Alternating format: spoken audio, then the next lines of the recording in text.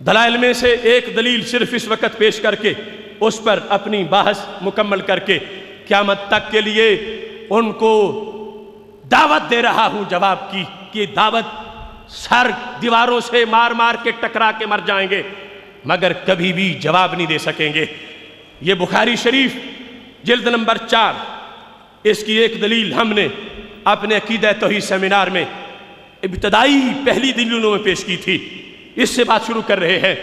یہ دے رہا ہوں ان کو کئی سالوں کے لیے، اس کو سمجھیں، سوچیں، جواب دیں، اور یہاں سے لے کر نجد کے گنجے پتھروں تک اور نجد کی اعلیٰ اتھارٹی تک سب کو یہ دعوت ہے کہ اس کا جواب دیں۔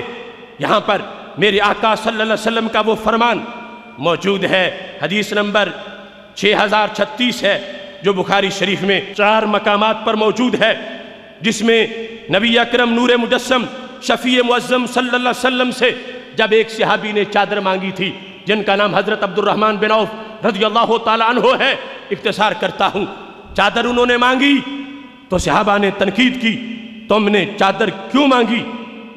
وَقَدْ عَرَفْتَ أَنَّهُ لَا يُسْأَلُ شَيْئًا فَيَمْنَعَهُ، تمہیں پتہ بھی ہے یہاں سے منگتا خالی نہیں جاتا، تو تم نے چادر کا سوال کیوں کیا؟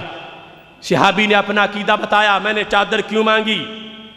کہتے ہیں رجوت برکتها حین لبسها النبی صلی اللہ علیہ وسلم لعلی اکفن فیہا، میں نے چادر برکت کے لیے مانگی ہے تاکہ مجھے اس کا کفن پہنایا جائے، قبر کی منزلیں آسان ہو جائیں۔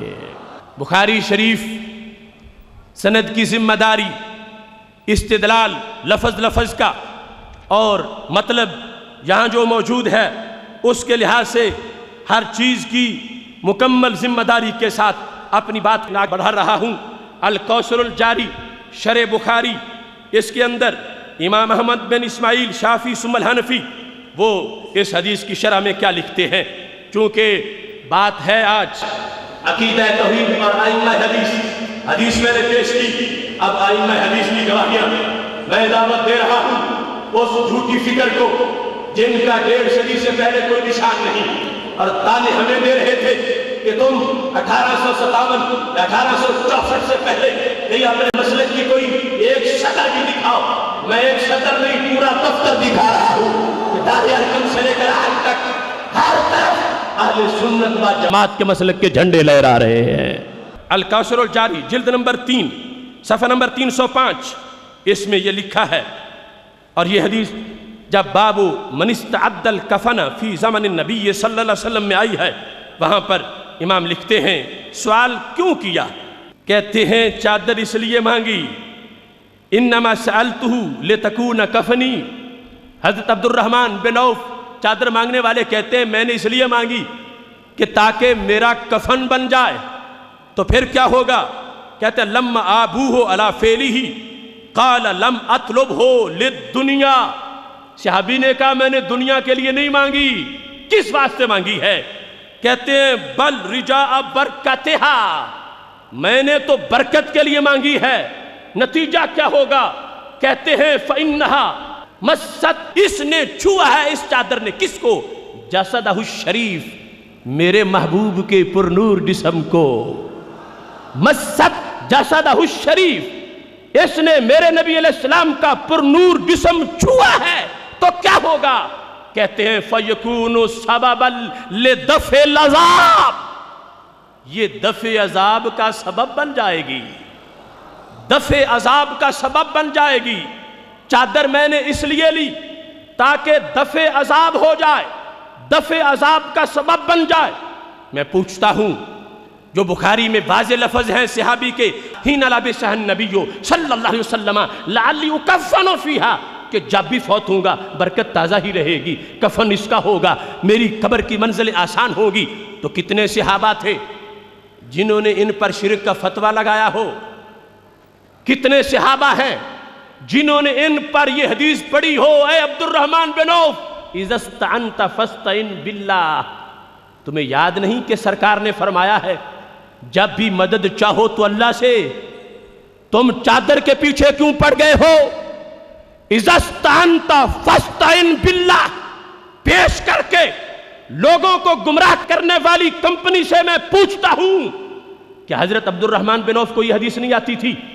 یا جن کے سامنے پڑھ رہے تھے کہ میں نے مشکل کشائی کے لیے چادر لی ہے، کیا ان کو یہ حدیث یاد نہیں تھی؟ کیوں نہیں بولے کہ تم تو اللہ کو چھوڑ کے چادر کے پیچھے پڑ گئے ہو؟ اذا استعنت فاستعن باللہ، جب بھی مدد چاہو تو اللہ سے چاہو۔ کوئی ایک بھی نہیں بولا، سب نے اتفاق کیا۔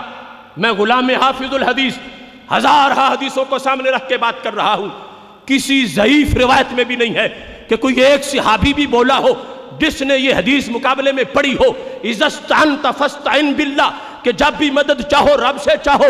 تم چادر کی مدد لینا شروع ہو گئے ہو، تم حدیث کے منکر ہو گئے ہو، رب کعبہ کی قسم۔ ایک بھی نہیں بولے، بلکہ سب نے اتفاق کیا۔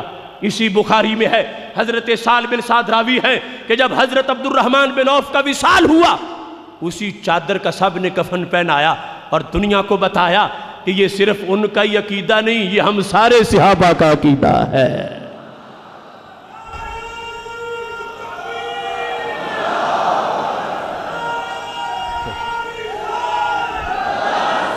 میرے بھائیو، اذا استعنت فاستعن باللہ، جس وقت یہ نعرہ لگ رہا تھا تو صحابہ کرام رضی اللہ تعالی عنہم جانتے ہیں، ان میں سے کوئی ایسا نہیں کہ حدیث کے خلاف کام ہو چپ کر جائیں، ان میں کوئی ایسا نہیں ہے کہ شرک ہو رہا ہو تو چپ کر جائیں۔ وہ جانتے تھے کہ سرکار کی چادر سے مدد لینا اللہ ہی سے مدد لینا ہے، وہ جانتے تھے۔ اور دوسرا اس کا مفہوم کیا ہے؟ یہ اس بندے کے لیے ہے کہ جس کا اس سلیبس اس کا یہ ہے اور نصاب اس کا یہ ہے کہ وہ جوتے کا تسمہ بھی کسی سے نہیں مانگتا۔ یہ ان کا نصاب نہیں جو امریکہ کی جھولی میں بیٹھے ہوئے ہوں اور ایڈ پر زندگی گزارے اور سرکار کی مدد پر یہ پڑھیں اذا استعنت فاستعن باللہ۔ وہ پوری حدیث پڑھ کے تو دیکھیں، وہاں تو یہ ہے کہ اتنا ہے توکل والا کہ دوائی بھی نہیں لیتا، اتنا ہے توکل والا کہ وہ تسمہ بھی کسی سے نہیں مانگتا۔ وہ خاص لوگوں کا نصاب ہے۔ جب حضرت ابراہیم علیہ السلام کو آگ میں گرایا جا رہا تھا تو جبریل نے کہا حل لک من حاجہ، کوئی میرے ذمہ ڈیوٹی ہو تو بتا دو۔ فرمایا اما الیک فلا، تم کون ہوتے ہو میری حاجتیں پوری کرنے والے؟ اب رب نے تو ان کو بھیجا تھا، خود تو آئے نہیں تھے۔ تو انہوں نے کہا اگر مجھ سے خدمت نہیں کروانی تو اللہ سے کہو، آگ میں گر رہے ہو ورنہ چل جاؤ گے۔ تو وہ کیا بولے؟ کہتے کیوں کہوں رب سے؟ حسبی من سوالی علمہ بحالی، میرے مانگنے سے خود ہی بہتر جانتا ہے۔ اب وہاں تو پھر پتا چلا دعا بھی نہیں کرنی چاہیے، جبکہ سارے دعا کرتے ہیں۔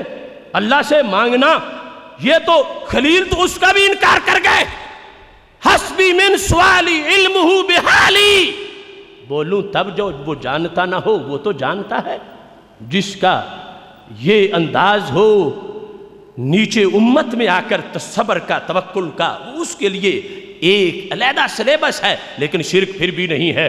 یہاں اب صحابہ کرام رضی اللہ تعالیٰ عنہم میرے نبی علیہ السلام کی کپڑے سے، چادر سے، جو اس کو چند منٹ ہی لگے ہیں بدن کو لگے ہوئے، بیٹری چارج ہے، مدد چاہتے ہیں، لینے والے دیکھنے والے سارے مان گئے، دفع عذاب کے لیے باعث بنے گی۔